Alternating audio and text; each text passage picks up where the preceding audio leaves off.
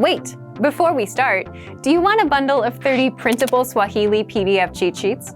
Teaching you words and phrases for conversations for free? Then click the link in the description and sign up for a free lifetime account to get access. Hamjambo, welcome to SwahiliPod101.com. My name is Abdul Karim. In this lesson today, we will learn about filler words in Swahili. Filler words are words, phrases, sounds that are used in speech to fill pauses, give the speaker time to think, or convey certain emotions. These words help to make conversation flow more naturally and feel less abrupt. I will tell you some common Swahili filler words, their meanings and contexts, and I will give you examples. 1. Basi. Basi. This means so, then, or okay. It is used to conclude a thought or shift to a new topic. Example: Basi tuendelee na kazi. Basi tuendelee na kazi. So let's continue with work. Or okay, let's continue with work. Basi tuendelee na kazi. Sasa. Sasa can mean now or so. It is commonly used to start or transition to a conversation.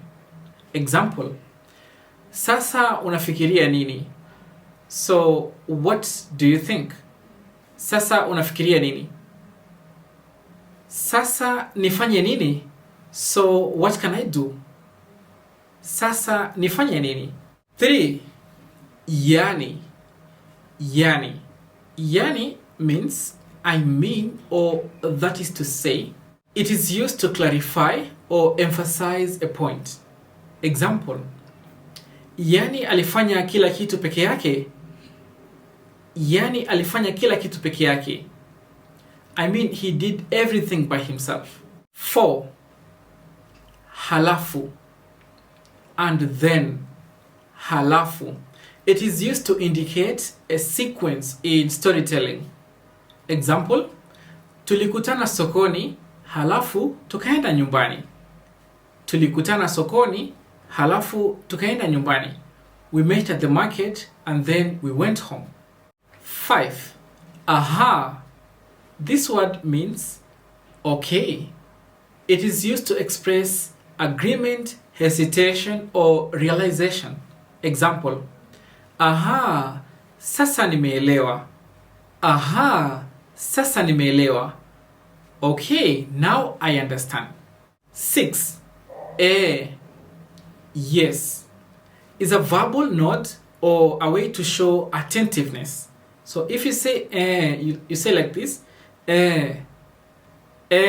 okay? So endelea tafadhali. Endelea tafadhali. Yes, go on please. 7. Vile. Like. It is used when describing or comparing situations. Example: Alikimbia vile unavyoweza kufikiria. Alikimbia vile unavyoweza kufikiria. He ran like you can imagine. 8. Kwamba. Kwamba. That. It is used to introduce an explanation or clarification. Example: Nilimaanisha kwamba hatuna muda wa kupoteza. Nilimaanisha kwamba hatuna muda wa kupoteza. I meant that we don't have time to waste.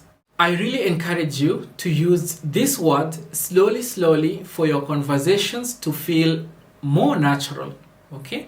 Don't overuse them, just use them slowly and you will sound like a native speaker.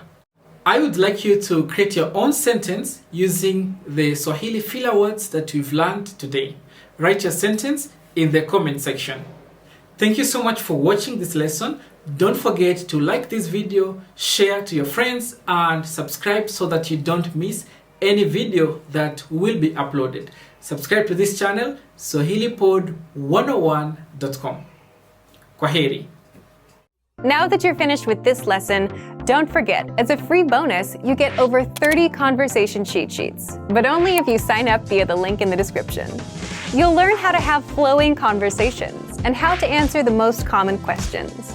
You can also print out these colorful cheat sheets to keep as physical study material. So don't miss out on this free gift. Click the link in the description and sign up for a free lifetime account to get your PDF cheat sheets.